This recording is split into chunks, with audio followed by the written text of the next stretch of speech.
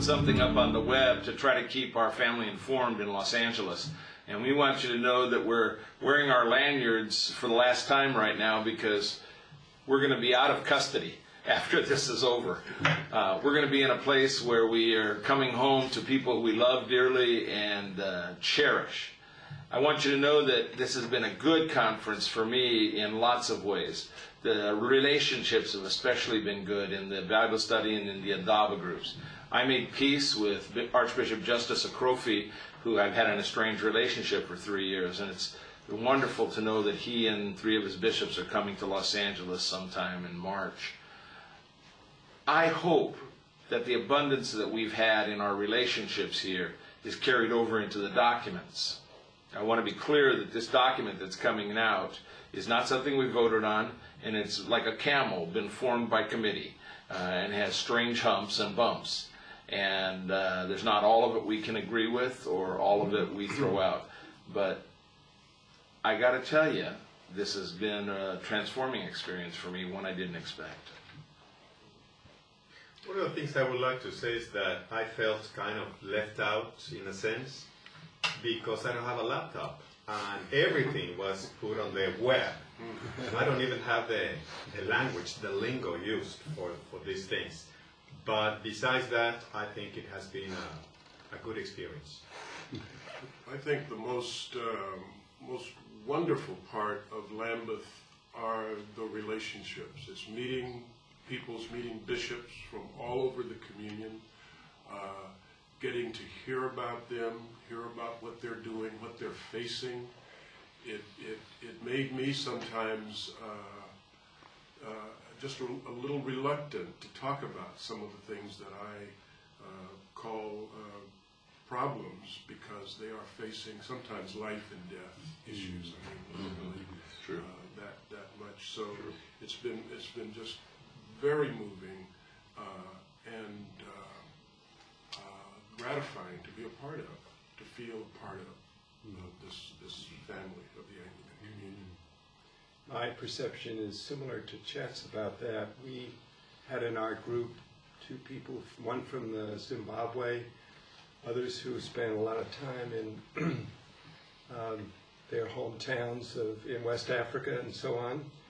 And the moving thing for me was the sacrifices that these bishops are making. They wear bulletproof vests when they go home, and during their normal working time, they described how people entered their churches and tried to kill people. They're moving around a lot. Every day going to work is a possibility of literally dying. So it's very humbling to hear when we talk about the sacrifice of Christ and giving out our lives to Christ, how incredible some of these people are living that out. That came out in my Bible study group, and that's when we could listen the best because there were just 8 of us there. We had 8 people in our Bible study group, 2 from South Africa, who have just been elected in the last 90 days and been affirmed as bishops. Then we had a Sudanese bishop who's been a bishop for 27 of the 30 years that the Sudanese church has been independent. And then we had a woman bishop, Dina Harrison from Texas, and we had 2 Canadians, one extremely liberal Canadian and one moderate Canadian. And then you can guess about Dina and me. It was an interesting conversation, but we came to tears numerous times because those of us heard one another in such a way that there were some life-transforming experiences. When I think about the fact that our guys in South Africa and our guys in Ghana live on $30 or $40 a month as bishops of the church, 60, 80 at the most, it was unbelievable. What they have to do with AIDS, with hunger, with trafficking of children and women is unbelievable. One story did bring me to tears where one of our bishops told about how he was new to a parish, and the first week he sets Wednesdays aside, and the first Wednesday to talk to people, and the first Wednesday he set aside to talk to people, he had 30 people. The second Wednesday, 100. The third Wednesday, 500. And it kept growing. And so what he ended up having to do is he couldn't talk to every individual. He ended up making groups he talked to. He ended up enabling other people.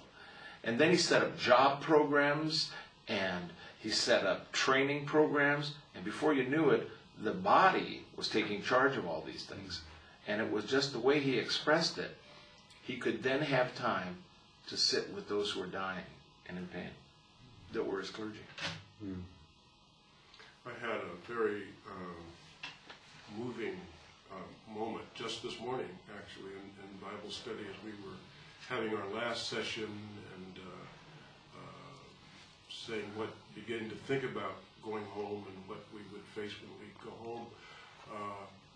A bishop from Zimbabwe, who is actually the convener of our Bible study group, told us that, of course, he goes back to the political strife in Zimbabwe, where people are beaten, sometimes beaten in churches, in our own churches, in his churches there.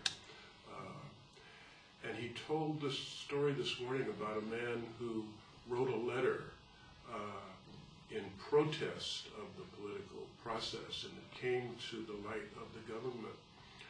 And he was taken and questioned about this, and when it was determined that he did indeed write this letter, his hand was cut off. And this is a man who is an Anglican, known to the bishop, and he told that story in the light, and this is something that's just happened, in the light of what he goes back to face when he returns to Zimbabwe.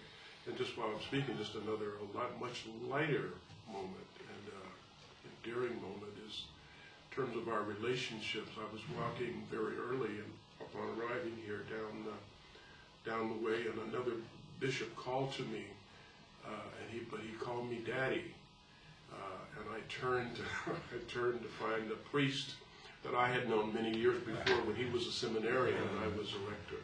And we had shared some things together back then and developed a relationship so that we had that kind of affection. Bishop from the United States, bishop from the African continent. So we've got lots of friends there. We had a very profound and humorous man in our small group from New Zealand, a Maori. And one of the stories he told was that when the Dutchmen found them there in their land, that the Maori knew he was lost. And so they decided to help him. And they spent years helping him get his mind and his spirit straightened out. And it was important that they could teach him before he could talk to them really and significantly. And he described all of that. He described how it was, and he just kept talking about this, and he said he doesn't believe in judgment of any kind. He's just learned that that's not helpful. And they sing a lot together, they kiss each other, they hug each other. And he's just a very profound theologian. And to hear an indigenous person describe his culture being invaded in a positive way, they were lost and we found them.